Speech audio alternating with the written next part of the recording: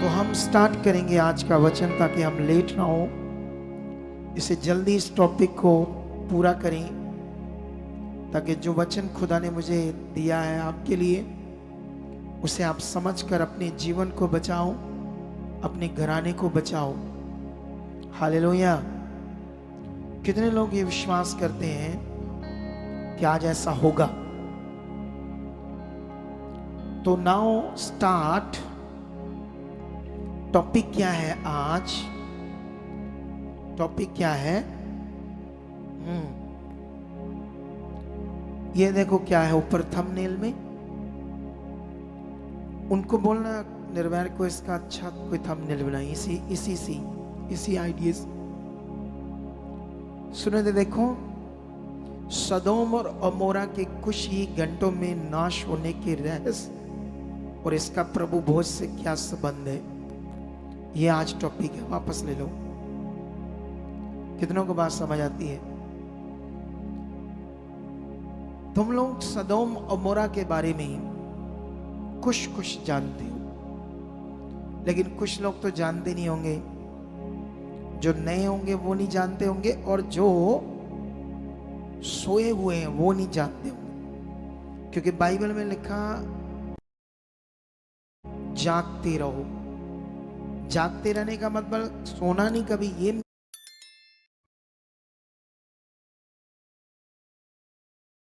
Meaning नहीं है। जागते रहने का मतलब, हालेलुया, ये है जागते रहने का मीनिंग। लेकिन यहां पर आज इस टॉपिक को हम शुरू करेंगे, इससे पहले मैं एक शॉर्ट टॉपिक समझाता हूं। सदोम और अमोरा के जो लोग थे वो मगन थे अपने नगरों में, बिजनेस में, काम में, लेन देन में, व्यापार में, अपनी शॉप्स में, अपने कामों में। उनको कुछ नहीं पता था कि कुछ घंटों में यहां क्या होने वाला है। वो बेफिक्र थे। जो चेतावनियां उनके पास पहुंची थी परमेश्वर की, उन्होंने उसको नहीं माना था। हो सकता आज हम में से भी ऐसे बहुत सारे लोग हो जो चेतावनी परमेश्वर की हमारे पास आई हो, उसे हमने इग्नोर किया हो। हालेलुया। क्या आप इधर ध्यान दोगे मेरी तरफ? हालेलुया। कभी भी चर्च में जब तुम आओ, कोई जा रहा है, कोई दुष्ट आत्मा गया है, वो शैतान की चीज है, तुम्हारे लिए नहीं है। वो इसलिए है ताकि तुम्हारा ध्यान परमेश्वर से हट जाए। तुम्हारा काम है बस सुनना, ध्यान से सुनना परमेश्वर की आवाज को, क्योंकि वो जीवन की आवाज है। उनको कुछ नहीं पता था, ना ही ऐसा कोई जमीन के अंदर ऐसी कोई हलचल उन्होंने देखी, ना ही कोई आसमान में ऐसा कोई चिन्ह या कोई खतरनाक तूफान या कोई ऐसा भूचाल उन्हें नजर आया हो जिससे उन्हें लगे कुछ होने वाला है। सब कुछ सामान्य था, आम था, लेकिन उन्हें कुछ नहीं पता था कि कुछ घंटों के बाद क्या होने वाला है। हो सकता है तुम्हारा जीवन भी ऐसे हो, तुम्हें लगे कुछ बात नहीं है, तुम आम मन रखो, और कुछ घंटों के बाद क्या होने वाला तुम्हें पता ना हो, अगर तुम सीरियस नहीं हो तो। हालेलुया। कितनों को बात समझ आती है? तो नाउ हम स्टोरी करेंगे सदोम और अमोरा की स्टार्ट। ये लोग कौन थे जो दुनिया में नष्ट हो गए परमेश्वर के न्याय के सामने? लेकिन ऐसा क्यों हुआ? कौन लोग थे? इतिहास चेक करोगे तो ये कनानी लोग थे। कनानी लोग कौन थे? ये वही लोग थे नूह का पोता और उसका जो बेटा, नूह का पोता हाम और हाम का बेटा कनान। ये कनान के वंश थे, और इनमें से बहुत सारी और जातियां बनी जबूसी, अमोरी, हिवी, गिरगिशी, ऐसे और भी कई। और ये मिलके एक समूह सब कनानी थे। कितनों को बात समझ आती है? लेकिन इतिहास अब चेक करना पड़ेगा, ये कनानी लोग कौन थे। ये पॉइंट मैं आगे जाकर आपको बताऊंगा, लेकिन यहां से हम स्टोरी स्टार्ट करते हैं परमेश्वर के पावर की, परमेश्वर के न्याय की, और एक खास विषय की, क्यों परमेश्वर इस स्टोरी को, इन वचनों को बाइबल ने हमारे लिए रखा है, ताकि हम इसे समझ सकें और अपने जीवन को बचाकर परमेश्वर के साथ बना सकें। क्योंकि जब हम लूज होंगे तो दुष्ट आपको और लूज करेगा। जब हम परमेश्वर की इच्छा में ध्यानपूर्वक नहीं होंगे तो वह आपको और भटकाएगा। जब आप उसके कानून को, आज्ञाओं को आम लोगे तो वो तुम्हारे मन को उसके साथ और ज्यादा आम कर देगा। ऐसी सच्चाई बाइबल में बताई गई है। लेकिन संसार में तुम्हारे लिए जीवन नहीं होगा। तुम जाओ, शैतान को खुश करो, तुम्हारा बिजनेस चल सकता है, पैसे आ सकते हैं, कारें आ सकती है, फैक्ट्रीज लग सकती है शैतान को खुश करने से, क्योंकि उसने ऐसा कहा बाइबल के अंदर। यीशु मसीह को, उसने जब यीशु मसीह को बरमाना था तो उसने क्या किया, यीशु को क्या बताया? उसने कहा ये सारे देख जगत के राज्य और इनका वैभव, इनकी भड़क मैं तुझे दूंगा, क्योंकि ये सब मेरे कंट्रोल में, मैं तुम्हें धनी कर दूंगा, ये मेरे कंट्रोल में। शायद तुम लोगों ने इल्लुमिनाटी के बारे में नहीं सुना।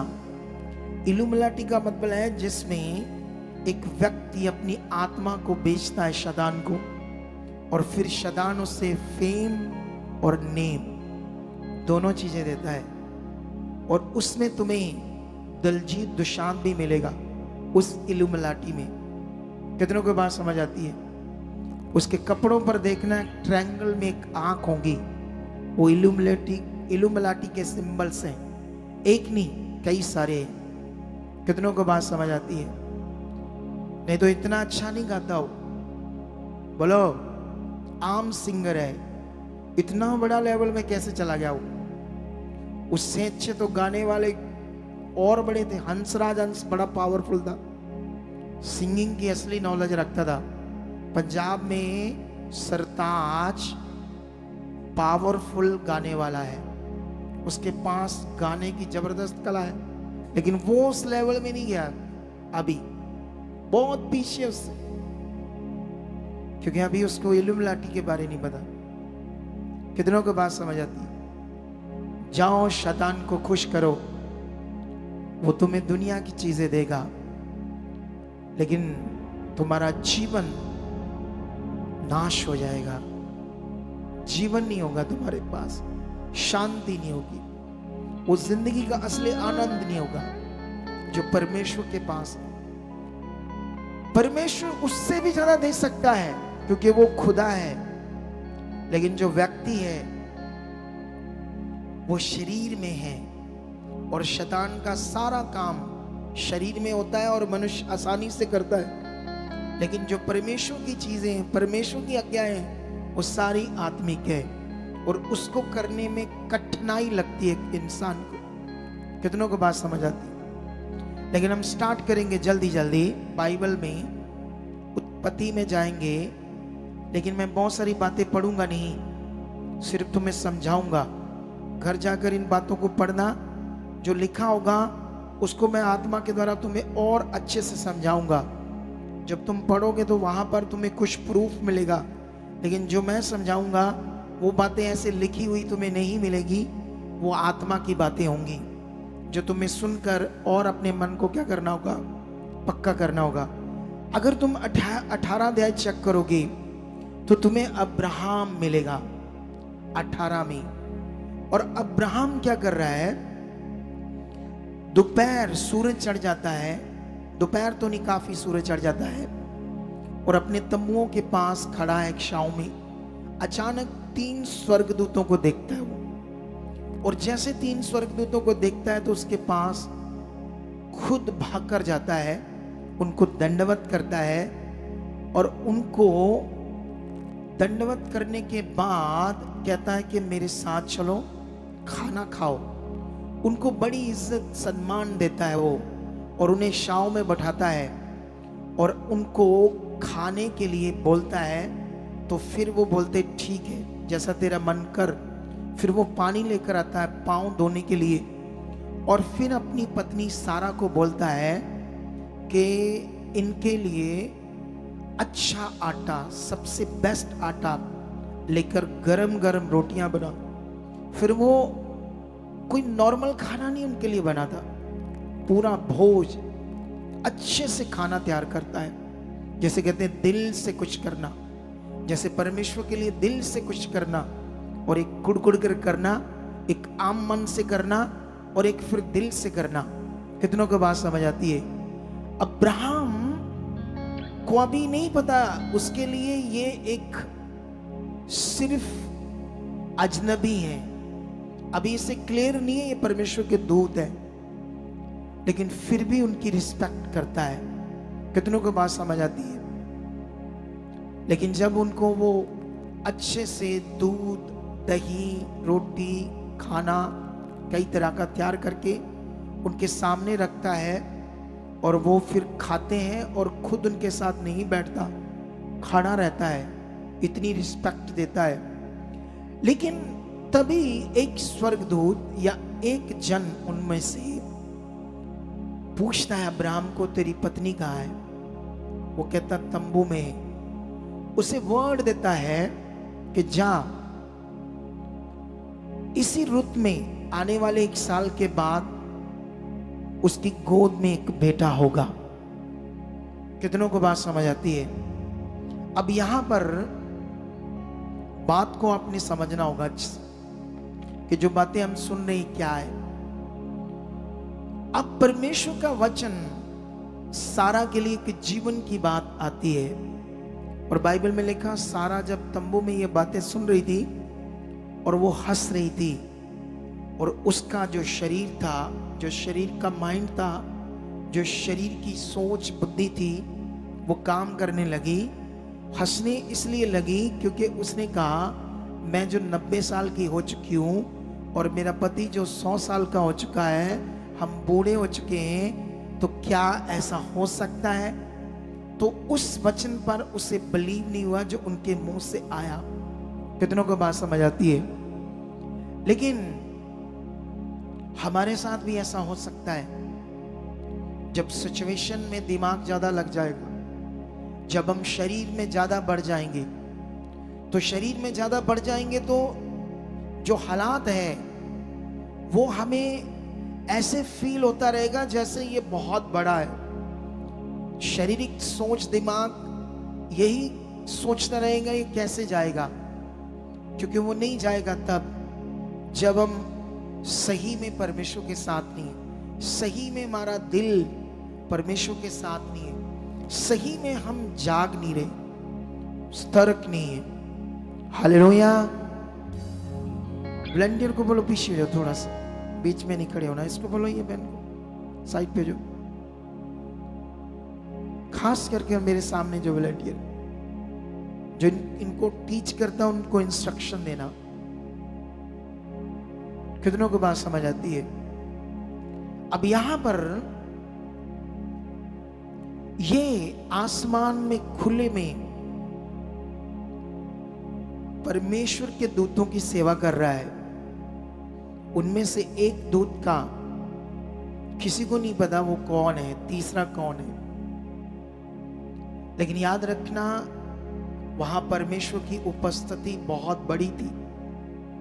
वहां स्वर्ग का कुछ बड़ा कार्य हो रहा था, और यहां भी स्वर्ग का कुछ बड़ा कार्य हो रहा है। लेकिन अब्राहम के पास जो दिल था शायद हम लोगों से बहुत बड़ा था। शायद उसकी रुचि, उसका प्रेम, उसका फेथ परमेश्वर के लिए हमारी समझ से भी परे था। उसका रिश्ता स्ट्रांग था। हालेलुया, कितनों को बात समझ आती है आज? लेकिन उसके बाद जैसे ही भोजन समाप्त होता है तो अब्राहम उनको विदा करने के लिए उनके साथ, और परमेश्वर भी चाहता था, उसने भी ये उसको बोलने का यह अवसर दे दिया कि मुझसे वो बात करे। और उसने कहा अब ये क्या कर रहा अब्राहम, उसे उसका दया याद करा रहा परमेश्वर कि वो कितना दयालु है, कितना दया कर सकता है। तो उसने कहा क्या तू पापियों के साथ, अधर्मियों के साथ धर्मियों को भी नष्ट कर देगा? तो परमेश्वर ने कहा, फिर उसने कहा अगर उसमें 50 धर्मी निकले तो क्या फिर भी तू नष्ट कर देगा? तो उसने कहा नहीं, मैं ऐसा नहीं करूंगा। अगर ऐसा है उसमें 50 धर्मी निकले तो मैं उसे नष्ट नहीं करूंगा। फिर वो अपनी बात और रखता, अगर 5 कम हुए तो कहता फिर भी मैं उसे नष्ट नहीं करूंगा। अब्राहम और हिया बनाकर, डर कर, भय से बात परमेश्वर के सामने रखता है, प्रभु के सामने रखता है, और कहता अगर 40 निकले, संख्या बढ़ रही है, 30 निकले, 20 निकले, और लास्ट में कहता अगर 10 निकले, तो परमेश्वर ने कहा मैं तब भी उन नगरों को नष्ट नहीं करूंगा। कितनों को बात समझ आती है? अब यहां पर परमेश्वर उन्हें नष्ट करने का कारण नहीं ढूंढ रहा, परमेश्वर उन्हें बचाने का कारण ढूंढ रहा है। यहां से हमें समझ आती है परमेश्वर दयालु है, वो दया करना चाहता है, लेकिन याद रखना उसका जो न्याय है वो कभी कभी अपने न्याय करने में अपनी देरी करता है, चुप रहता है ताकि मनुष्य बचा जाए और अपना मन फिराए, वो इस प्रॉब्लम का सामना ना करना पाए। जैसे प्रभु के जो लोग हैं उनके दिमाग में कुछ शिक्षा जो डल गई वो ये है कि जब तुम यीशु में चलोगे तो तुम्हारी परीक्षाएं होंगी। कभी कभी कुछ लोग बीमारियों में होते हैं, कई घरों में बड़ी चीजें गड़बड़ हो जाती है, लेकिन उन्होंने सुना है सेवक के मुंह से ये तुम्हारी परीक्षा है, ये तुम्हारी परीक्षा है। इस समय परीक्षा नहीं, इस समय 2 रास्ते हैं, एक जो परमेश्वर के साथ बढ़ने वाला रास्ता, उसकी इच्छा में चलने वाला, एक वो रास्ता जिसमें आप परमेश्वर के साथ भी हो और संसार के साथ भी। ये प्रॉब्लम है, कुछ लोग संसार में भी हैं और परमेश्वर के साथ भी हैं। उनका जो रास्ता है वो असल में नहीं है, वो रास्ता जो उन्होंने पकड़ा है वो कंफ्यूजन वाला है, वो सही मार्ग नहीं है, उसकी सड़कें सीधी नहीं है, उसका जो सरफेस है वो अच्छे से नहीं बना हुआ है। कितनों को बात समझ आती है? ऐसे लोग ही हालातों में होते, परीक्षाओं में नहीं होते। ऐसे लोग फंसते हैं, ऐसे लोग ही परमेश्वर से, जो परमेश्वर का वायदे हैं उन्हें समझ नहीं पाते। जब वो अपनी बात कंप्लीट करता है, सोच कर देखो, सदोम में एक तरफ परमेश्वर अब्राहम के साथ लोगों को जीवन देने की बात कर रहा है, और एक तरफ सदोम के जो लोग हैं वो जीवन नहीं, वो अपने व्यापार में बेसुध, बेफिक्र कि क्या होने वाला इन नगरों के ऊपर, किसी भी तरह का उन्हें ज्ञान नहीं था। वो मगन थे, वो घमंड में थे, वो अहंकार में थे, वो परमेश्वर से दूर थे, वो अपनी शारीरिकता में चूर थे, और वो अब हंकारी हो चुके थे, और उनके अंदर न्याय खत्म हो चुका था, दया खत्म हो चुकी थी, और सब कुछ परमेश्वर के सामने जो वो कर रहे थे वो बहुत बुरा था, खतरनाक था। कितनों को बात समझ आती है? हालेलुया।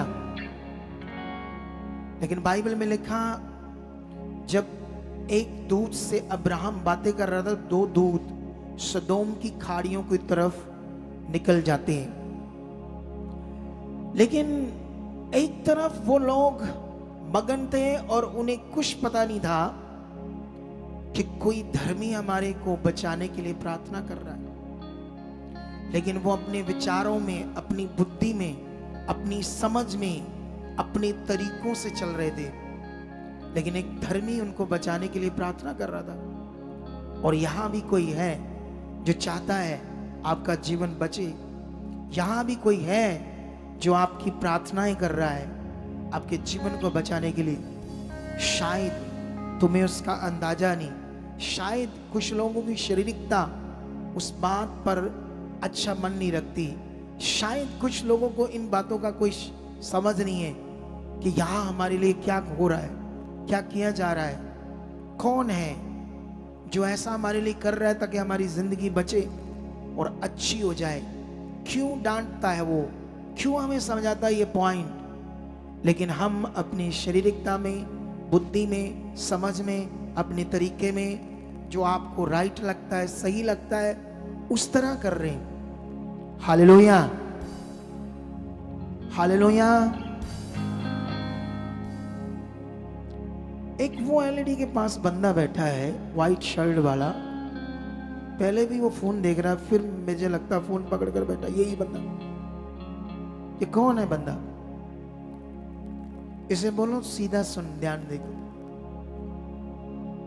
इसके साथ जो वाला बंदा, उसकी चेक करो ये क्या कर रहा है। अभी जो बात इतनी बड़ी आप सुन रहे हो, अगर उसे आप समझ नहीं रहे तो याद रखना आपका शरीर काम कर रहा है। जो बाइबल में लिखा, शारीरिक मनुष्य परमेश्वर को कभी खुश नहीं कर सकता। कितनों को बात समझ आती है? वो कभी परमेश्वर को खुश नहीं कर सकता। बाइबल में लिखा, वो दूत सदोम और अमोरा के फाटक पर पहुंच जाते हैं। अभी शाम थी, दिन ढल चुका था। जब लूत उन्हें देखता है, अजनबियों को, तो उसे याद आता है उस सदोम और अमोरा की बुराई जो पहले भी उन्होंने अजनबियों के साथ बुरा किया था और खतरनाक किया था। इसलिए वो दौड़ कर जाता है एक अच्छे मन से, क्योंकि वो धर्मी था। और बाइबल में लिखा लूत उन अधर्मियों में उनके पाप को देखकर, उनके चरित्र को देखकर, उनके खतरनाक जीवन को देखकर दुखी था, उन अधर्मियों में। हालेलुया। लेकिन वो उनके पास जाता है, उन्हें दंडवत करता है और उन्हें कहता है, मेरे साथ चलो, आज रात मेरे घर में बताओ और अच्छे से भोजन छको। लेकिन वो लोग कहते हैं, नहीं, हम इसी चौक में रात गुजारेंगे। लेकिन उन्हें बड़ा विवश करके वो अपने घर ले जाता है। अभी रात गहरी भी नहीं हुई और उसके दीवार पर क्या जवान, क्या बूढ़े, लिखा पूरे नगर के कोनों कोनों से इकट्ठे होकर वहां पहुंच जाते हैं और कहते हैं, जो लोग अजनबी तुम्हारे पास आए हैं उन्हें बाहर निकाल, क्योंकि वो उनके साथ गलत करना चाहते थे, बहुत बुरा। कितनों को बात समझ आती है? लेकिन वो उनके आगे दुहाई देता है कि ऐसा मत करो, ऐसा मत करो। लेकिन बाइबल में लिखा, जब वो दरवाजे को तोड़ रहे थे, पूरा दबा रहे थे तोड़ने के लिए, अंदर आने के लिए, तो स्वर्गदूत लूत को पीछे खींचते हैं और दरवाजे को अच्छे से बंद कर देते हैं और उन लोगों को, सबको परमेश्वर की उस सामर्थ्य से क्या कर देते? अंधा कर देते हैं। और बाइबल में लिखा, जब वो अंधे हो जाते हैं, एक वचन में पढ़ता हूं आपके लिए, ये बात क्यों इसे पढ़ना जरूरी है। हाँ, उत्पत्ति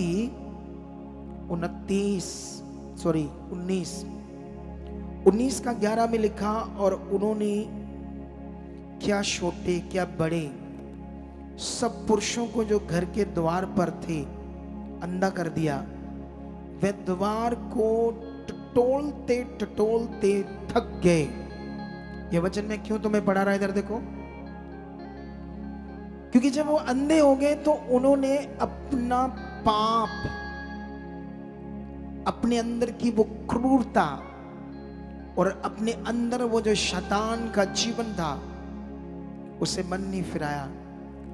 अंधे होने के बावजूद भी वो उस काम को अंजाम देना चाहते थे, इसीलिए वो थक गए, लेकिन ढूंढते रहे द्वार।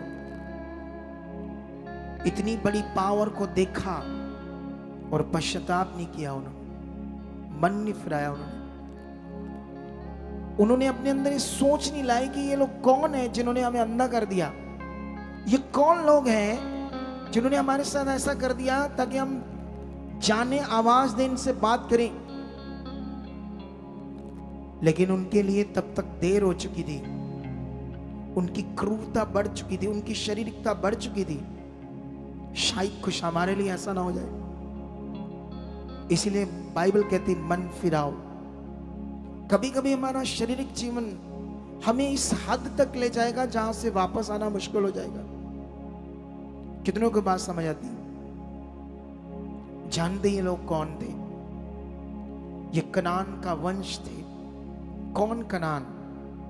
ये वही कैन, ये वही डीएनए जो मैं तुम्हें थर्सडे की मीटिंग में समझा रहा था। कितनों को बात समझ आती है?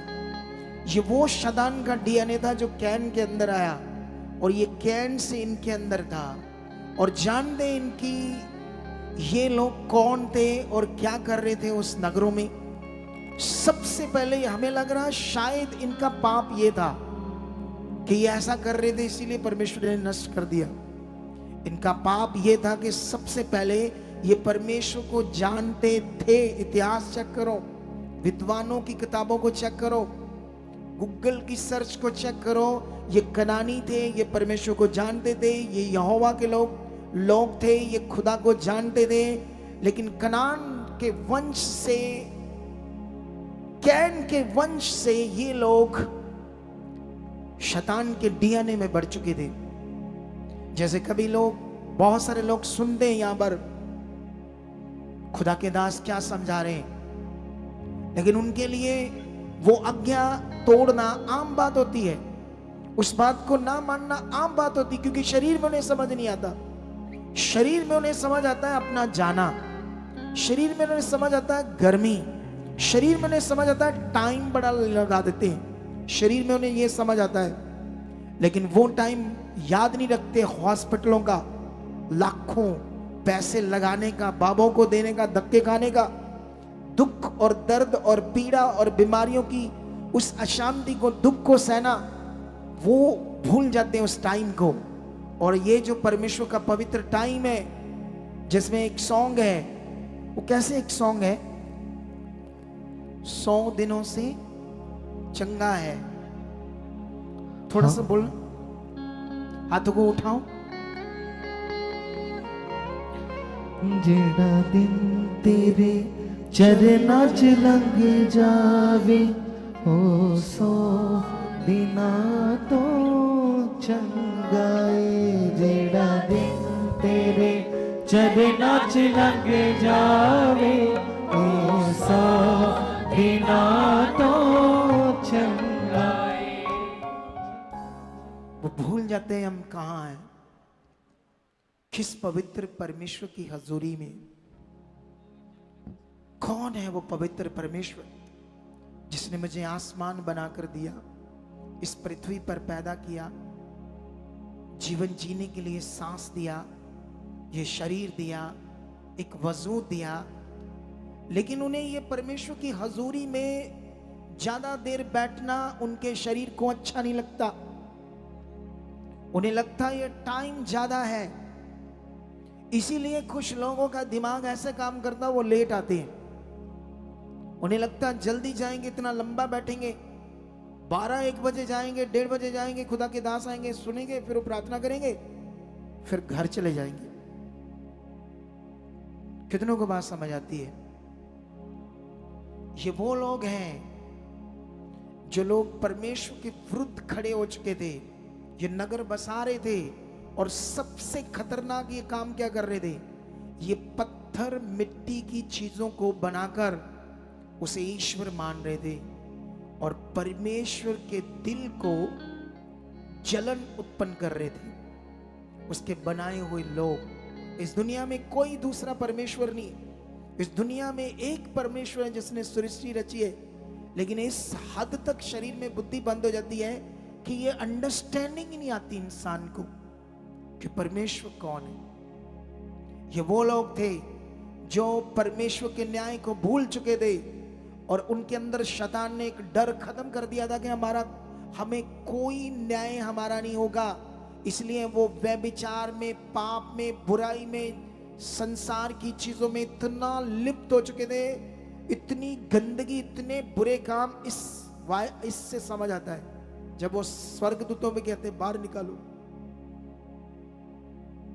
लेकिन बाइबल में लिखा वो परमेश्वर के न्याय को भूल गए थे। लेकिन वहां पर क्या होता है,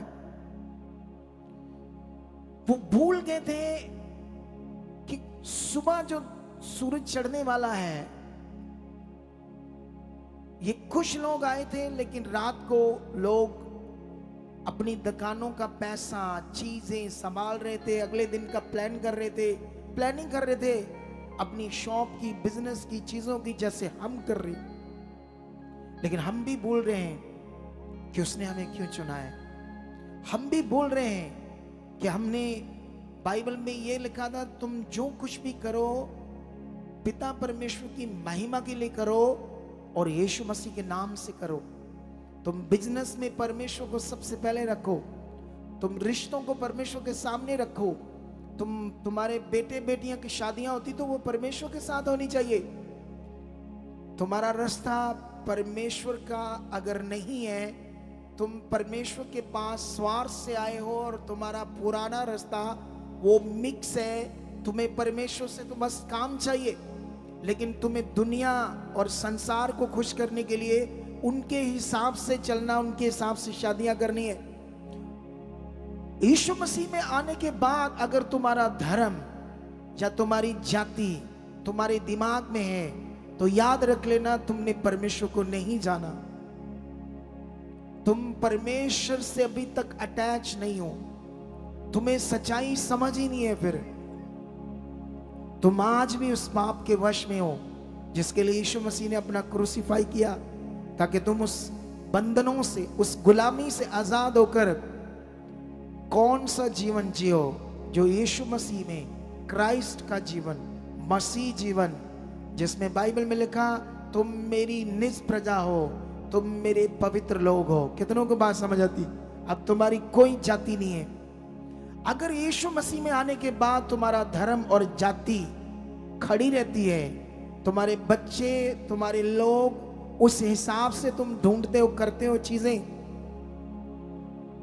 तो वो न्याय जब असल में होना है उसकी कोई गारंटी नहीं तुम्हारे साथ क्या होने वाला है। कितनों को बात समझ आती है? तुमने परमेश्वर के न्याय को, उसकी सच्चाई को हल्के में ले लिया है। तुम कभी इसमें सीरियस नहीं हुए, इस सच्चाई में कि खुदा का कलाम क्या कहता है। लेकिन बाइबल में लिखा, जैसे मॉर्निंग होती है और लूत को स्वर्गदूत कहते हैं, तुम्हारे यहां कौन कौन है, कौन कौन है तुम्हारे यहां, जल्दी उन्हें बता कि हम परमेश्वर का न्याय प्रकट होने वाला और ये नगर, जो बड़े नगर हैं, ये नष्ट होने वाले हैं। और जैसे ये चेतावनी लूत के जो दामाद थे, उसके जवाई दामाद उनके पास जाती है, तो बाइबल में लिखा वो उस चेतावनी को नॉर्मल लेते हैं। जैसे यहां भी कभी कभी चेतावनी मिलती है, लेकिन हम भी उन्हीं की तरह कैसे लेते हैं, क्योंकि परमेश्वर जो वर्ड दे रहा है, अगर उस वर्ड का जो पावर है, जो बात है, एकदम से नजर नहीं आती, तो इसका मतलब ये नहीं कि स्वर्ग शांत है। अगर स्वर्ग की चुप्पी है कि उसका कोई न्याय नहीं प्रकट होना, तो तुम्हें लगता है मैं अपने हिसाब से कर लूंगा। कितनों को बात समझ आती है? हालेलुया। समझ आया ही नहीं समझ आया? लेकिन जब उन्हें बताया जाता है वो ठट्ठा करते हैं आगे से इस बात का, कहते हैं ऐसा कुछ होने वाला नहीं है। लेकिन वो कहता जल्दी करो, टाइम कम है, जितने लोग हैं पकड़ो। उसकी वाइफ, उसका लूत और उसकी 2 बेटियां जो कुंवारी थी, जिनके रिश्ते कुछ लोगों से हुए थे, 4 लोगों को पकड़कर हाथ फटाफट उस नगर से बाहर लेकर जाते जबरदस्ती, क्योंकि वो इतने ढीले थे जैसे हम, जैसे वचन को पूरा करने में हम भी ढीले रहते हैं, वो इतने ढीले थे उस वचन को जो परमेश्वर दे रहा था, जिससे उनका बचाव था, जिससे उनका जीवन बचना था। नहीं तो उन लोगों ने भी अधर्मियों के साथ क्या हो जाना था? नाश। लेकिन वहां पर एक बड़ा वचन आता है, जब स्वर्गदूत कहते हैं जल्दी जल्दी उन सामने के पहाड़ों को दौड़ जाओ। वो कहता वो दूर है, वहां हम नहीं पहुंच जाएंगे, एक छोटा सा एरिया था, कहता वहां जाने दो। लेकिन उससे पहले उन्होंने कहा था, चेतावनी ये थी, जल्दी निकलो और पीछे नहीं देखना, ये चेतावनी थी। लेकिन बाइबल में लिखा, स्वर्गदूत तो उनकी बात मान लेते हैं, कहते ठीक है इसी नगर में जल्दी चले जाओ, लेकिन वो चेतावनी अभी भी खड़ी है, पीछे नहीं देखना। ये चेतावनी आपके लिए भी, कितनों को बात समझ आती है? लेकिन बाइबल में लिखा, जब वो आगे बढ़ रहे थे और आसमान से आग के गोले, गंधक उन नगरों पर गिरने लगी। वो लोग जो आराम से खाते पीते मगन, पाप करते, बुराई करते, सब कुछ गलत करते हुए सोए थे, और उनके दिमाग में था सुबह का प्लान, सुबह का बिजनेस, सुबह की चीजें। और कुछ लोग तो अपनी रात की जो सेल थी, संपत्ति थी, उन्हें गिन कर रखा होगा, सुबह क्या करना था, ये प्लान था उनका। लेकिन सुबह क्या होने वाला है उन्हें कुछ भी नहीं पता था, क्योंकि उन्हें सब कुछ आम लग रहा था। कुछ लोगों को भी ऐसा लगेगा, परमेश्वर के साथ चलते उन्हें लगेगा आम है ये बात, खुश या आम नहीं है। तुम यहां परमेश्वर के काम को देख रहे हो, सामर्थ को देख रहे हो। उन अंधों ने भी परमेश्वर की सामर्थ को देखा, लेकिन पश्चाताप नहीं किया। तुम लोगों ने देखा कि यहाँ लाखों रुपए लगकर व्हील चेयर पर आया है, इसे कैंसर है, इसकी ये गांठें हैं, ये अंधा है, ये रोग था, ये मर रहा था, इसको अस्थमा था, इसके दिल में छेद था, इसको पैरालिसिस था, और परमेश्वर यहां मौजूद है जो कर रहा है ये काम। लेकिन हमने उन अंधों की तरह अपना मन नहीं खोला और मन फिराया नहीं कि ये परमेश्वर है और मुझे सीरियस होना पड़ेगा, मुझे अपना ध्यान बढ़ाना पड़ेगा, मुझे इस बात को सोचना पड़ेगा कि परमेश्वर क्या चाहता है। कितनों को बात समझ आती है? लेकिन बाइबल में लिखा क्या होता है, जो चेतावनी अभी भी थी, पीछे नहीं देखना। बाइबल में तुम्हारे लिए भी चेतावनी है, पीछे मत होना। कितनों को बात समझ आती है? परमेश्वर में वचन में लिखा आगे बढ़ो। कुछ लोग पीछे होने का मतलब कभी आना कभी ना आना, ये भी पीछे होना है। परमेश्वर से पीछे होना है, पीछे देखना है, सीरियस ना होना, स्वार्थी रहना, मतबल के लिए आना, बस प्रेयर कराना और दुनिया को खुश रखना। और जो रास्ता तुम्हें मिला था और एक रास्ता था जो संसार का, उसमें भी पूरी तरह बने रहना, उसे छोड़ना ना। बाइबल में लिखा, जब ये वचन तुम्हें पढ़ना होगा और समझना होगा, ये वाला बड़ा वचन है। मे भी ये हमें मिलेगा कुलसियों में, कुलसियों का ये वचन हम पढ़ेंगे 2:20। जबकि तुम मसीह के साथ संसार की आदि शिक्षा की ओर से मर गए, तो फिर क्यों उनके समान जो संसार के जीवन बताते हो? कितनों को बात समझ आती है? इधर देखो ध्यान से। अब हम संसार के नहीं हैं, क्योंकि संसार पाप के वश में है, संसार शैतान के वश में है। संसार के पास परमेश्वर की वो पवित्र आत्मा के द्वारा जो धार्मिकता है वो नहीं है। वो पवित्र आत्मा के बारे जानते तक नहीं है। अगर तुम्हें पवित्र आत्मा का ज्ञान नहीं, तुम्हें पवित्र आत्मा के द्वारा चलना नहीं आता, तुम्हें ये नहीं पता। बाइबल में ये लिखा है, जब यीशु एक सामरी औरत से बात कर रहा था, जो कुएं पर पानी भरने आई थी, तो वो कहती कि हमारे बाप दादों ने तो इस पहाड़ पर आराधना की, लेकिन तुम कहते हो वो आराधना का जो जगह है वो यरूशलेम है। लेकिन वो कहता ना तो तुम इस पहाड़ पर आराधना करोगे, ना यरूशलेम में, ना किसी स्थान में। कितनों को बात समझ आती है? वो समय आता है और अब भी है कि परमेश्वर अपने लिए ऐसे सच्चे आराधकों को ढूंढता है, क्योंकि परमेश्वर आत्मा है और अवश्य है कि उसकी आराधना करने वाले आत्मा और सच्चाई से आराधना करें। कितनों को बात समझ आती? आत्मा और सच्चाई से आराधना करने का मतलब संसार से मन फिराना और परमेश्वर के लिए जीना, परमेश्वर के किंगडम के लिए जीना, जो वो चाहता है वो करना, पहला स्थान उसे देना। बिजनेस, कारोबार, शॉप, दुकान, ये सब पीछे, सबसे पहले खुदा, सबसे पहले उसकी आज्ञा। क्योंकि तुम्हारा बिजनेस, कारोबार तुम्हें घर चीजें तो दे सकता है, लेकिन आने वाले दिनों में तुम्हें बचा नहीं सकता, उस न्याय से नहीं बचा सकता जिसकी बात यीशु मसीह ने लुका में, मत्ती में की, जिसे मैं आगे जाकर आपको समझाता हूं। कितनों को बात समझ आती है? बाइबल में लिखा, क्यों लूत की पत्नी जो थी उस चेतावनी को उसने सीरियस नहीं लिया? क्यों यीशु मसीह ने लूका की बुक में कहा लूत की पत्नी को याद रखो? ऐसा क्यों कहा यीशु मसीह ने? बाइबल में लिखा उसने क्यों पीछे मुड़कर देखा और नमक का खंबा बन गई? क्योंकि उसकी उस नगरों में यादें जुड़ी थी, उसका वो करैक्टर, वो पुराना जीवन जो वहां उसका जुड़ा हुआ था, उससे वो डिस्कनेक्ट नहीं हुई थी। वहां की वो चीजें, घर, रहना, संपत्ति, उसका वो दिल जो वहां था, उसका मन वो जो वहां था, संसार में, उस दुनिया में था, वही जुड़ा हुआ था। इसीलिए उसने पीछे मुड़कर देखा। अगर इसीलिए यीशु मसीह ने कहा लूत की पत्नी को याद रखो, मतलब तुम अपने आप को समझो। क्या तुम्हारा जीवन भी तो ऐसा तो नहीं है? तुम्हारा जीवन भी संसार में तो नहीं जुड़ा हुआ, दुनिया में तो नहीं जुड़ा हुआ।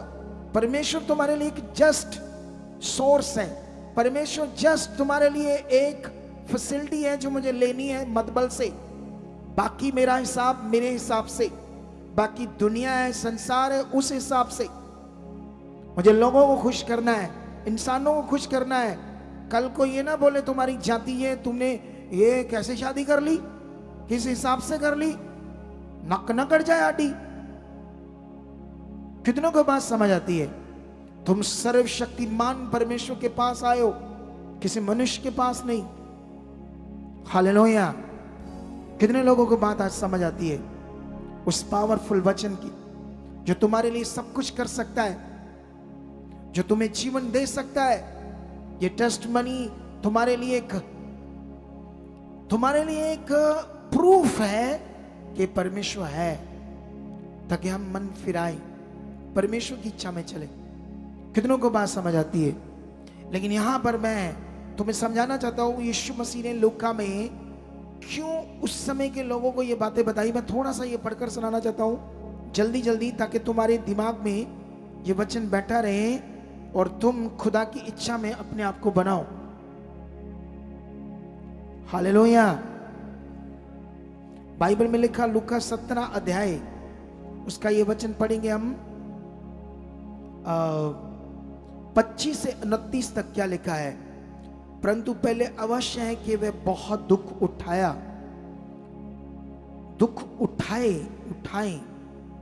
परंतु पहले अवश्य है कि वे बहुत दुख उठाएं और इस युग के लोग उसे तुच्छ ठहराएं, और जैसा नूह के दिनों में हुआ था वैसा ही मनुष्य के पुत्र के दिनों में भी होगा।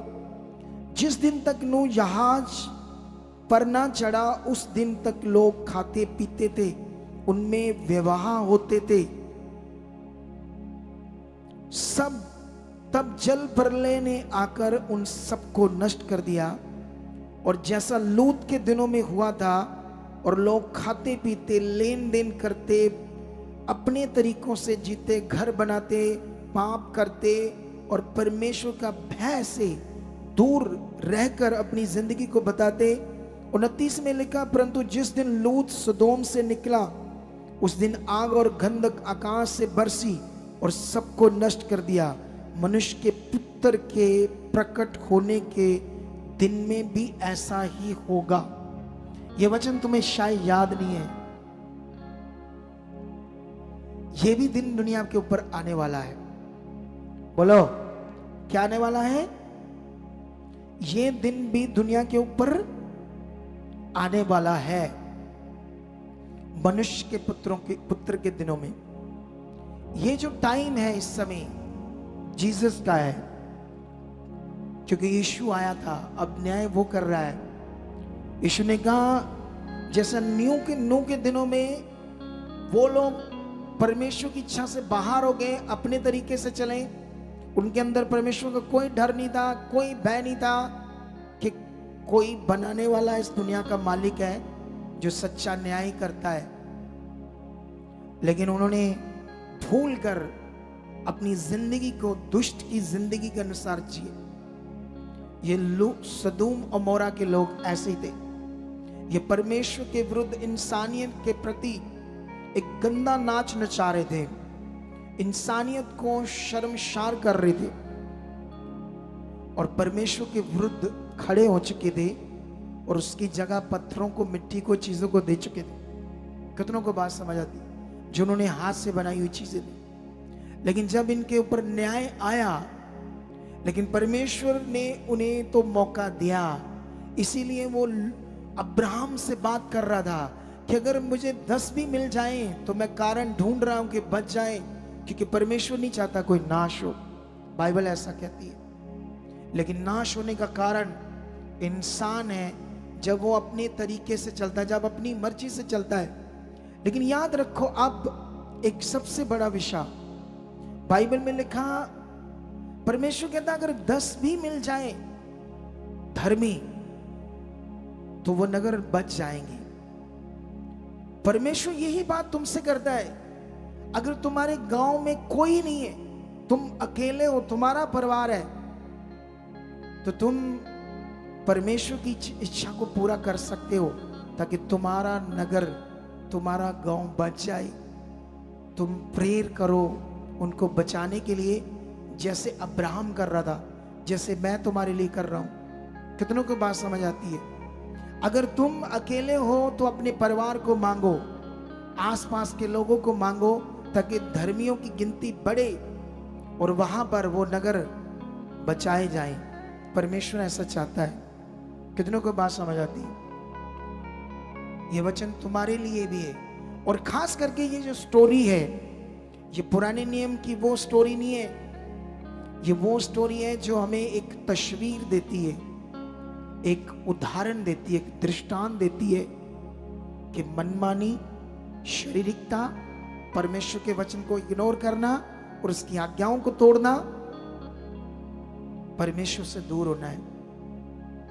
अगर आप संगति में आते हो तो आपको लगता है मैं संगति में आता हूं, बैठता तो हूं मैं, और फिर मैं चले जाता हूं, लेकिन उसकी कोई आज्ञा तुम्हारे अंदर नहीं है, कोई नियम पर तुम्हारा असली मन नहीं है। अगर कुछ छोटी मोटी चीजें करते हो तो वो स्वार्थ से करते हो, क्योंकि ये तुम यहाँ देखते हो कि परमेश्वर काम करता है और इस होप से तुम बने हो कि मेरा भी वो करेगा। लेकिन तुम्हारे पास अभी वो रिश्ता नहीं है, अभी वो मेल मिलाप नहीं है, अभी वो दिल नहीं है। ये स्टोरी, ये दृष्टांत हमें समझाती है कि हम इन्हीं की तरह अपने आप को कठोर ना बनाएं और परमेश्वर इच्छा से पीछे न रहे, हम मन फिराएं। अगर वो अंधों ने देखा पावर को, लेकिन उन्होंने फिर भी उस पाप को करना चाहा जिसके लिए वो अंधे तो हो गए, लेकिन उसको करने में वो स्ट्रांग बने रहे, उन्होंने मन नहीं फिराया। लेकिन कितनों को बात समझ आती है? उनके अंदर कैन का डीएनए था, वही कैन के वंश से निकलते निकलते इस दुनिया में वो परमेश्वर के विरुद्ध खड़े हो चुके थे। इसीलिए तुम्हें पुराने नियम में इतने युद्ध लड़ाइयां नजर आएंगी। इन युद्ध लड़ाइयों के क्या कारण थे, ये भी इन दिनों में मैं तुम्हें बताऊंगा। कहां परमेश्वर नाश कर रहा था और कहां दुष्ट अपना काम कर रहा था पुराने नियम में, ये भी चीजें मैं तुम्हें समझाऊंगा ताकि हम इस कीमती जीवन को, अपने घराने को, अपने परिवार को बचाएं, नौटंकी ना रह जाए, आम ना रह जाए, परमेश्वर के काम को इस तरह से ठट्ठे से ना ले, उसके वचन को इस तरह से ठट्ठे से ना ले कि वो चुप है तो इसका मतलब ये नहीं कि जो उसने कहा वो होगा नहीं। कितनों को बात समझ आती? क्या तुम सीरियस हो? क्या तुम मन फिराने के लिए तैयार हो? क्या तुम्हारे अंदर जो जेलसी है, अनाज्ञाकारी है, ये धीरे धीरे डीएनए को बढ़ा सकती है? कैन के डीएनए से ही परमेश्वर के विरुद्ध परमेश्वर बनाए गए हाथों से, कैन के डीएनए से। हालेलुया। हम भी उसी की संतान थे, वहीं से निकले। आज हमें जीवित परमेश्वर समझ आया है, जो हमें दिख नहीं रहा, लेकिन उसकी आराधना आत्मा और सच्चाई से होती है, उसकी इच्छा पूरी होती है, दिल की गहराइयों से उसका धन्यवाद होता है, उसको पहला स्थान दिया जाता है, उसके पीछे चलते हैं। सबसे पहले जो कहता है वो हम करते हैं। ये होता है आत्मा और सच्चाई से उसकी आराधना। कितनों को बात समझ आती है? अगर हमारे काम और हमारे शादी विवाह हमारे लिए बड़ी चीज है और परमेश्वर की संगति और परमेश्वर की इच्छा बाद में है, तो कैन का डीएनए काम कर रहा है और आगे जाकर वो डीएनए बढ़ सकता है और वो दुष्ट हमारी बुद्धि को बंद कर सकता है और हमेशा के लिए हमारी इस जीवन काल के विषय को वो खत्म कर सकता है, जिसे हमें बचाना है, जिसे हमें सेव करना है।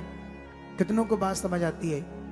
टाइमिंग को लेकर, आज्ञाओं को लेकर, सेवा को लेकर जब बात होती है तो वो तुम्हारे लिए एक विषय होना चाहिए, पहला स्थान। कितनों को बात समझ आती है? जब भी खुदा यहाँ कोई बात करता, अनाउंसमेंट होती है, उस अनाउंसमेंट को, उन बातों को हमारे जीवन में कैसे लेना? हमने सबसे पहले सीरियस। कितनों को बात समझ आती है? उसे पहले करने का मन रखना है और तुम इसके लिए प्रेयर करो, अपने लिए, अपनी फैमिली के लिए। रोज रोज रोज परमेश्वर के सामने जाओ। परमेश्वर की पावर बदल देगी वो सब कुछ, और जो तुम प्रार्थना करोगे उसका रिजल्ट तुम देखोगे। कितनों को बात समझ आती है? उसका रिजल्ट तुम देखोगे। लूत के दिनों को लगता था लोगों को, क्योंकि उन्हें कुछ साइन मिल ही नहीं रहा था कि कुछ ऐसा होने वाला है। हालेलुया। बुराई से दूर रहो। कुछ लोगों को लगता है कुछ मेरे साथ हुआ है, इधर उधर से, शायद उधर से हुआ है, मैंने वहां सुना था कुछ, वहां से कुछ कराया था, ऐसा हो गया। कुछ भी नहीं। बुराई से दूर रहो। कितनों को बात समझ आती है? बुराई, छोटी छोटी बातें, ये नहीं सही, वो नहीं सही, वो ये इसकी बात, उसकी बात, इन बातों से दूर रहो। और खास करके तुम्हारा जो रिश्ता है, मैं बना रहा हूं खुदा से, मेरा काम है उसको बनाना। इस काम का मैं अगुआ, मैं अपॉइंट किया गया हूं। मेरे साथ सेवा में कई तरह की सेवा बाइबल में लिखी गई आए। जो वॉलंटियर एक सेवा है। बोलो, कल को तुम्हें कोई वॉलंटियर कहे कि मैं पास्टर हूं, मेरे पास आया करो, तुम कहो ठीक है जी, आपके पास आ जाते हैं। कितनों को बात समझ आती है?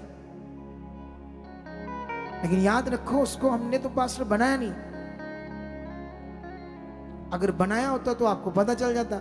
हम तो चाहते हैं कि बहुत सारे सेवक बने और खुदा का काम करें। कितनों को बात समझ आती है? लेकिन क्या उसने आज्ञा ली?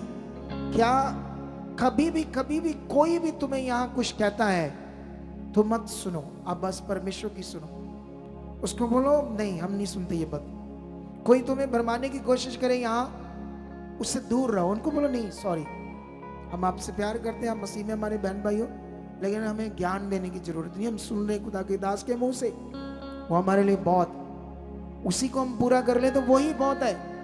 उसमें संपूर्ण जीवन है यीशु मसीह के नाम से, जो उनके मुंह से आ रहा है, वही बहुत है। ज्यादा सुनने की हमें जरूरत नहीं। कितनों को बात समझ आती है?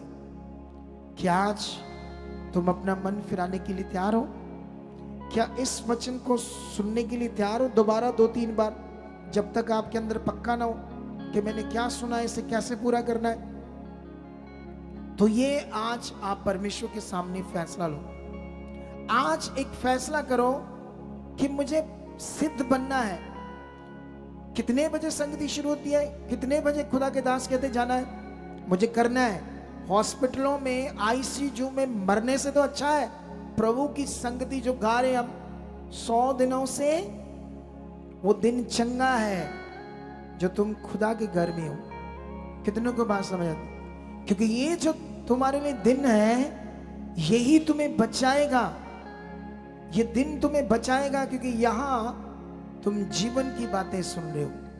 तुम शरीर को मार रहे हो और आत्मा में ऊपर आ रहे हो। अगर तुमने शरीर को मारा नहीं, आत्मा में ऊपर आए नहीं, तो हम फिर नाश हो जाएंगे। कितनों को बात समझ आती है? हालेलुया। तो आर यू रेडी? ये संबंध है हमारा आज के प्रभु बोझ। ये ज्ञान हमें ये सिखाता है, वो याद दिलाता है नूह का टाइम, याद दिलाता है वो सदोम और अमोरा का टाइम, जिन्होंने मन नहीं फिराया, जिन्होंने परमेश्वर की बात को नहीं माना और नाश हो गए। लेकिन हम नाश होने वालों में से नहीं, हम जीवन पाएंगे और आगे बढ़ेंगे और औरों को बचाएंगे।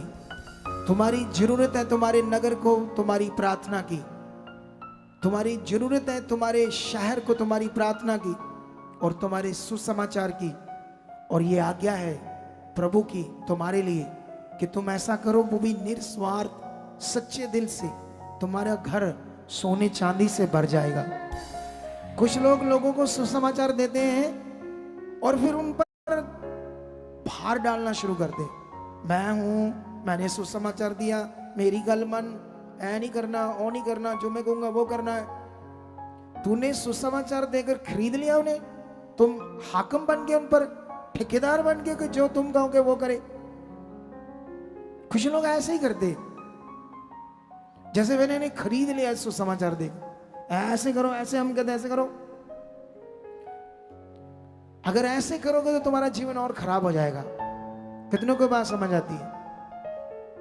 अगर दिल से सुसमाचार दोगे, ये समझ करके ये तो वर्ड है, ये तो परमेश्वर की इच्छा है, तो वो तुम्हारे घर सोना चांदी से भर देंगे यीशु मसीह। कितनों को बात समझ आती है? वो तुम्हारे घर कैसे भर देगा? सोना चांदी से ऊंचे ऊंचे जाओगे तुम। आज जरूरत है तुम्हारे गांव को तुम्हारी प्रार्थना की, तुम्हारे शहर को तुम्हारी प्रार्थना की। प्रभु कहता, अगर 10 भी धर्मी हुए तो मैं बचा लूंगा उन धर्मियों की प्रार्थना से उस नगर को। अगर तुम्हारे गांव में तुम अकेला घर हो तो करो प्रार्थना अपनी फैमिली को लेकर, ताकि वो नगर बचाया जाए यीशु नाम से। हालेलुया। और मैं विश्वास करता हूं इस वचन से आज तुम खुदा के सामने मन फिराओगे। आंखें बंद करो, हाथ उठाओ स्वर्ग की ओर, और जो तुम जानते हो मेरे अंदर क्या है, कहां मैं वचनों से बिल्कुल बाहर हूं, अनाज्ञाकारी हूं, जो तुम सुनते हो उन बातों से, तो फिराओ हाथ उठाकर मन, कहो परमेश्वर तेरे चरणों में, तेरे सामने खुदा, आज मुझे शो बदल दे। जो मैंने सुना उसे करना चाहता हूं परमेश्वर। जो बातें मैंने तेरे वचन की समझी है परमेश्वर, उन पर चलना चाहता हूं खुदा। आज से मैं तेरे आगे रखता हूं, जो जो सुनूंगा वैसा करूंगा, कभी आगे पीछे नहीं होऊंगा। मन फिराता हूं, मुझे माफ कर, मुझे क्षमा कर, और मेरे शो मुझे बदल कि मैं तेरी इच्छा पूरी करूं। आमीन। हालेलुया। तो आइए हम अपना दशमांश, अपनी भेंट, शुक्रनामा, हदिया, इधर देखो ध्यान से, मेरी तरफ देखो। जब जब भी मैंने अनाउंसमेंट की और बहुत सारे लोगों ने उसे आम बात ली, अभी हमारी ब्रांच बन बनना स्टार्ट हो गई है होशियारपुर में, वहां कंस्ट्रक्शन शुरू हो गई है, क्योंकि होशियारपुर में हमने अपनी जगह ली थी 2.25 एकड़ जमीन लगभग, और वहां पर आसपास के जो लोग हैं होशियारपुर के पास जितने नवा शहर इधर उधर, वो क्या कहते हैं वहां होशियारपुर के पास मुकेरियां ऐसे ऐसे एरिया आसपास, लेकिन ये जो जगह होशियारपुर में मेन नहीं है, उससे 13-14 किलोमीटर उससे बाहर है। क्या नाम है उस एरिया का? मालपुर। तो ये मालपुर के पास है, हाईवे रोड के ऊपर। तो आप लोग वहां सेवा के लिए जा सकते हो। कुछ लोग अगर फ्री हैं तो वहां रह सकते हैं, वहीं रहकर सेवा कर सकते हैं, या मन खोल सकते हैं, या लिखवा सकते हैं। जो ऑनलाइन देख रहे हैं वो सेवा कर सकते हैं वहां जाकर, क्योंकि परमेश्वर का घर बनने में अगर तुम अपने जीवन को यूज करते हो, अपने शरीर को, तो इससे बड़ा कोई काम नहीं है तुम्हारे लिए कि रूहों बचने के काम में तुमने योगदान दिया है। हम ये सारा काम खुदा की इच्छा को और रूहों को बचाने के लिए कर रहे हैं। कितनों को बात समझ आती है? आपका पैसा, आपका बीज, वो खुदा के कामों में यूज हो रहा है रूहों को बचाने के लिए। और इसीलिए तुम्हें बीज बोने के नियम को, ये भी एक आज्ञा है, खराई से करना है, वफादार। अगर तुम्हारी 20 एकड़ जमीन है और तुम्हारा कितना बंदा है, तुम कभी उसे 6 महीनों में फसल आती चढ़ाते नहीं, प्रभु के लिए बीज बोते नहीं। अगर तुम्हारी 10 एकड़ है या 50 एकड़ है, लेकिन तुम तुम्हारे हिसाब से करते हो, तो तुम संसार वाले रास्ते पे मिक्स हो, तुम परमेश्वर के रास्ते पर नहीं अच्छे। इसीलिए इन बातों को सीरियस लेना है, क्योंकि सब कुछ वो देगा आपको, और बहुताई से देगा। हालेलुया। क्या देगा वो? बाइबल में लिखा, वो तुम्हें बोने के लिए बीज देगा, और तुम्हारे बीज को क्या करेगा? फलवंत भी करेगा। वो बीज तुम्हें देगा बोने के लिए, अगर तुम्हारा विश्वास है बोने का तो। अगर तुम्हारे पास दिल है बोने का तो। कितनों को बात समझ आती है? वो तुम्हें देगा। इन लोगों को आप इंस्ट्रक्शंस देते हो, इन लोगों को कैसे इकट्ठा करना है बीज है?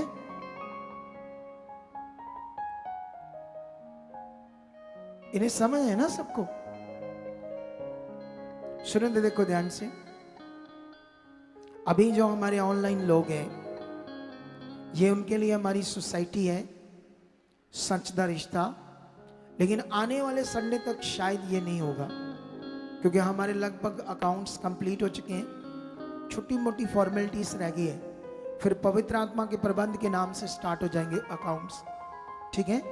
तो अभी सच दा रिश्ता, HDFC bank, Kotak Mahindra bank, इन दोनों बैंक्स की डिटेल को स्क्रीनशॉट ले लो ऑनलाइन, और इन दोनों बैंक के QR कोड को भी स्क्रीनशॉट ले लो, ताकि आप अपनी सीट को पूरे भारत से बो सको परमेश्वर की रूहों को बचाने के लिए।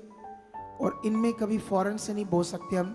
फॉरेन के लोगों के लिए बीज बोने का ये एक व्हाट्सएप नंबर है, जो मेरी निगरानी में रहेगा। जब आप मैसेज करोगे आपको रिप्लाई मिलेगा। इस नंबर से मैं आपसे बात नहीं करूंगा, ऐसा नहीं हो आपके दिमाग में मेरी बात हो जाएगी। आपकी बात होगी। इन इंडिया के लोगों के लिए बहुत सारे नंबर है, ये इन सब नंबरों से, ये 2 नंबर है, ये फॉरेन के लोगों के लिए हेल्पलाइन नंबर है। आप लोगों ने इन नंबरों पर नहीं कॉल करनी, नहीं तो वो डिस्टर्ब हो जाएंगे 2 बंदे आपकी कॉलों को अटेंड करते हुए। आपने खड़े बनना है। हमारे 20, 25, 30 नंबर है, हर हफ्ते हम नए नए नंबर आपको देते हैं। इसके ऊपर ये वाले, ये देखो कितने हैं ये नंबर, ये कम से कम 1, 2, 3, 4, 5, 6, 18 नंबर है। अगर दूसरा आएगा तो और भी हो सकते हैं।